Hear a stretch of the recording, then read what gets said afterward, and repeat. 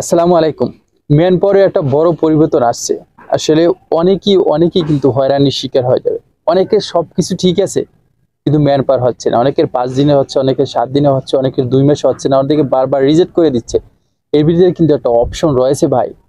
আসলে man power নিয়ে অনেকে অনেক রকমেরই কিন্তু প্রশ্ন করেছেন, কিন্তু সঠিকভাবে ওই রকমের কমেন্টের মাধ্যমে অ্যান্সার দেওয়া হয় না। কিন্তু এই ভিডিওটা দেখলে আপনার সকল প্রশ্নের উত্তর আপনি পেয়ে যাবেন, যে ম্যান পাওয়ার কাদের হচ্ছে না, আপনি কতদিনে পাবেন, কারা পাবে না, নতুন ডিসিশন কি আছে, ৩০শে জুলাইয়ের পর আপডেট দেওয়ার কথা, যে ম্যান পাওয়ার ডিমান্ড লেটার ছাড়া দিবে না, এ সম্পর্কে কি আপডেট আসছে, মানে কোথায় কি আপনার জানার প্রয়োজন আছে।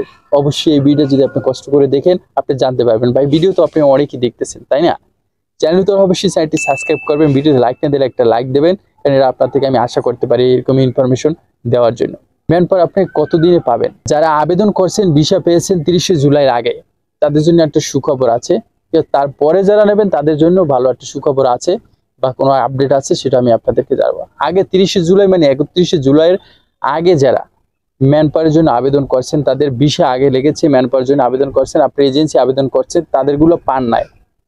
অনেকের গুলো রিজেক্ট করে দিচ্ছে, অনেকের জন্য ৭ দিনে দিচ্ছে, ১০ দিনে দিচ্ছে, অনেকের গুলো পেন্ডিং রয়েছে। এখন এর ভিতরে কারা পাবে, কারা পাবেন, আমি আপনাকে বলি।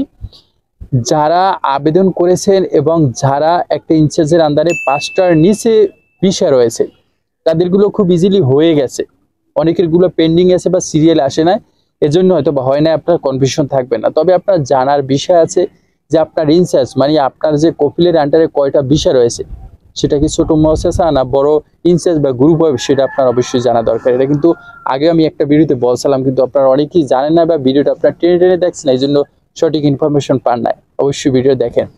যাদের যে কপিলের আন্ডারে ছোট মুআসসাসা বা ছোট ইনচার্জ মানে একটা কপিলের আন্ডারে ৫টার নিচে ভিসা রয়েছে, তাদেরগুলো হয়ে যাবে, তাদের কোনো দ্বিমত নাই, তাদের ম্যান পাওয়ার হয়ে যাবে।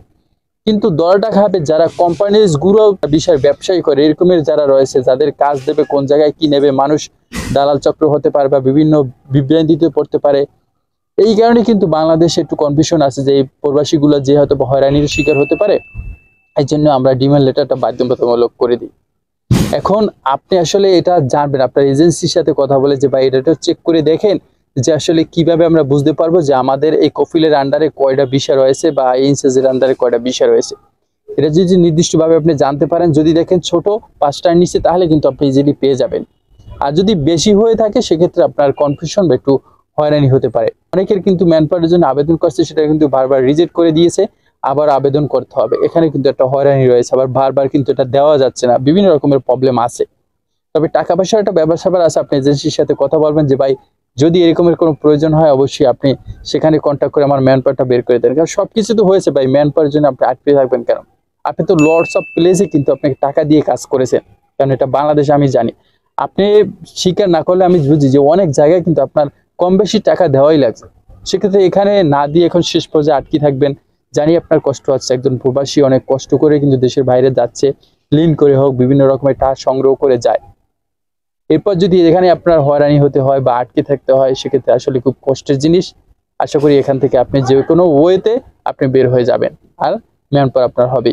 এরপরে যদি কোনো রকমের আপডেট আসে যে পরবর্তীতে যে ডিমান্ড লেটার মাস্ট বি লাগবে, ছোট হোক বড় হোক, তখন কিন্তু দুইটা ক্যাটাগরি লোকই বেঁচে যাবেন। তখন ৫টা আর ১০টা নাই, একটা আর দুইটা নাই। আপনার যে বিষয় আসুক না কেন, যে ক্যাটাগরিতে আসুক না কেন, প্রত্যেক কিন্তু আপনার এই ম্যান পাওয়ারটার জন্য এই আপনার ডিমান্ড লেটারটা অবশ্যই লাগবে। আর ডিমান্ড লেটার আহামরি কিছু না, আপনি এজেন্সির সাথে কথা বললে, ওই কপিলের সাথে কথা বললে অবশ্যই কিন্তু আপনি এটা বের করতে পারবেন। তবে কিছু আসলে সামথিং মানি প্রয়োজন হবে, সেটা আসলে আপনি দিয়ে কাজটা করে নিতে পারবেন।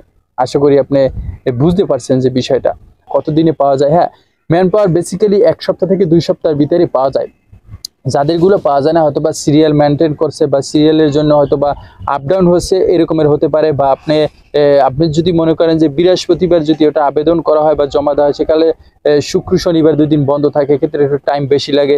এরকমের হয়তো বা ১৫ দিনের ভিতরে আপনি আশা করি পাওয়া যায়। ১৫ দিনের আগে আপনি মানে হতাশ হওয়ার কিছু নেই। এরপরে যদি না পান, আপনি এজেন্সির সাথে কথা বলবেন বা একটু চেক করে দেখবেন, তাদেরকে বলবেন যে কিরকমের নতুন অবস্থা, অনেক কিছু অনেকে জানে না, কিন্তু তাদের সাথে কথা বললে আসলে জিনিসটা ক্লিয়ার হয়ে যাবেন। একটু কথা বলার চেষ্টা করবেন। হ্যাঁ, আর যারা আসলে মানে ১৫ দিন ওভার হয়ে গেছে, ১ মাস ওভার হয়ে গেছে, তার এজেন্সির সাথে কথা বলে আপনি একটু আপডেটটা জানার চেষ্টা করবেন। তাহলে কিন্তু ভালো হবে। আর কনফিউশন হওয়ার কিছু নেই, হয়তো বা কোনো না কোনো ভাবে আপনার হয়ে যাবে ইনশাল্লাহ। সবাই ভালো থাকবেন, সুস্থ থাকবেন। আসসালামু আলাইকুম।